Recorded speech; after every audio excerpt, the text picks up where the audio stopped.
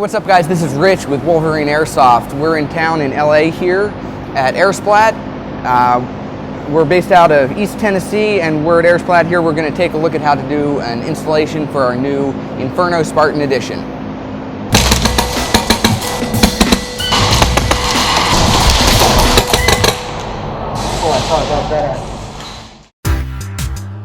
So we're going to take a look at how to install the Inferno Spartan Edition. And what we've done is we've taken the gearbox, stripped everything out of it, all the spring, piston, gears, all that kind of stuff that likes to break, and we're just going to go ahead and install it. What the kit includes is your trigger board, which is your Spartan Edition trigger board in this case, that combines the FCU onto the trigger board. And then we have the Inferno cylinder, and it will include your buffer tube adapter as well. Only things you need to save from the gearbox are your trigger and trigger spring, the screw that holds on your trigger electronics to begin with, and then obviously your selector plate and safety lever you want to leave in the gun as well. Other than that, you get rid of everything. So first thing we're going to do is just set the FCU down into place. It should fit right in. And then we're going to take the screw that came with the stock trigger electronics and we're just going to screw it right in. There's not a big risk, but there's really no need to over tighten it. The biggest risk is actually that you'll strip out the threads on the gearbox itself if you over tighten it.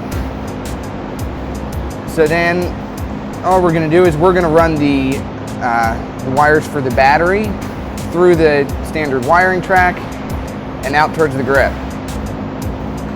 Take your Inferno, set it in position,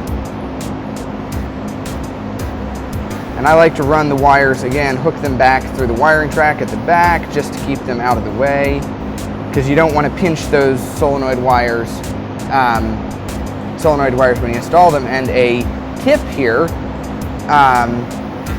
most of our Inferno doesn't include this feature, but our standard premium electronics do. There's overdraw protection built into the circuitry.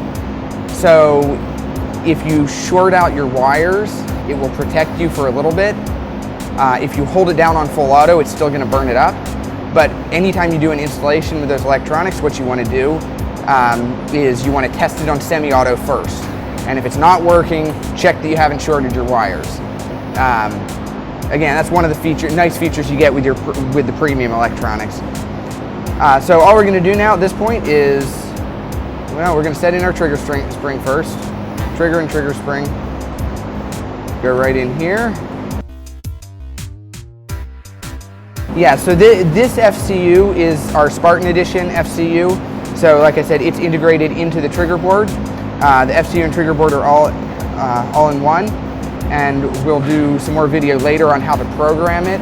But it's called our live fire tuning method. It's a really innovative way that we came up with to program with the controls in the gun, and then your controls are protected. But yes, the S&P came with our premium electronics, and we're offering the Inferno as a premium package as well, which has those, which also allows you to do V2, V3, M249, all those other gearboxes. The Spartan right now is exclusively for V2 gearboxes. So then the last thing we're going to do is take your buffer tube adapter. I like to go ahead and thread the buffer tube screw into it and just set it in place. These little tabs at the back get locked into position there. And then you grow a third hand. Well, that would be nice. It's not that bad really. Just set it all together right like you would normally, and just kind of wiggle it till it goes together. And you're set. At this point, we're just going to grab a few screws. Now, do you put in all the screws or just a couple of screws? I actually generally only put about 3 or 4 in, because there's no stress on the gearbox at this point when it's running. So there's not really any need to install all the screws. I kind of do a triangle pattern, so I'll set one back here, triangle, or whatever. Just try to hit all the corners.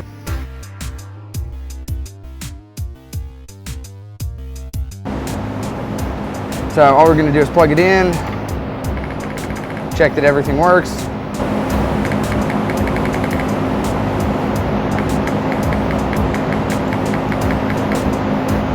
Okay, so both select fire modes work. Here's something,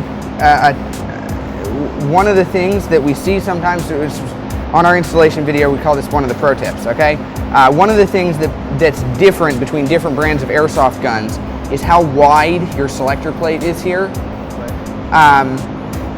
So sometimes that will cause either the gun to always shoot in full auto or to always shoot in semi, right? Because if it's too narrow, it never engages this little switch on the back. And if it's too wide, it always engages it, right? This one, I'm guessing, will want to always shoot in full auto, because if you look, there's only a very small spot where the safety isn't engaged and it's not engaging the trigger switch. So that's relatively easy to fix. What we'll do, we'll put it in the receiver and check. But if it's always engaging the switch, all you're going to do is take it apart and you're going to get a little file or something and just shave a little bit of material off there to correct that. That's one of the. There's just a lot of variation between different brands and different makes of guns that you have to watch out for. But it's all functioning the way it's supposed to. So we'll go ahead and put it back in the lower.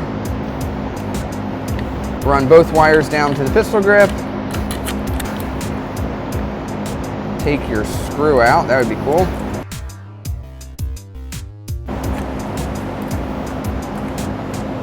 Set it together, and all I'm going to do is I'm going to just sort of stick these pins through to get the receiver aligned basically right.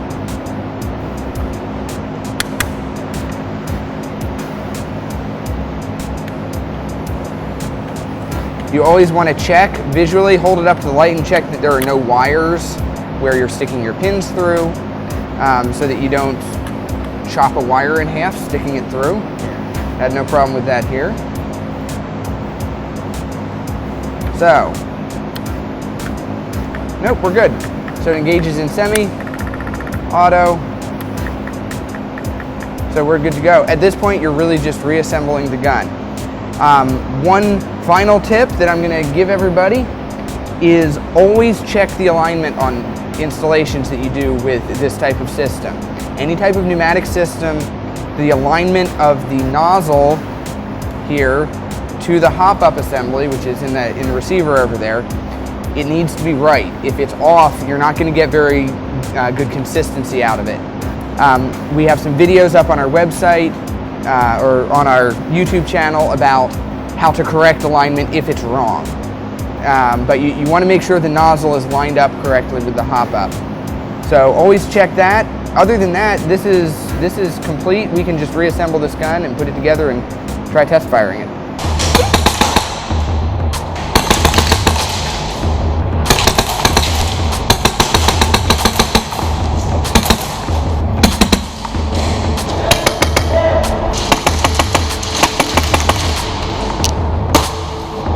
Let's go.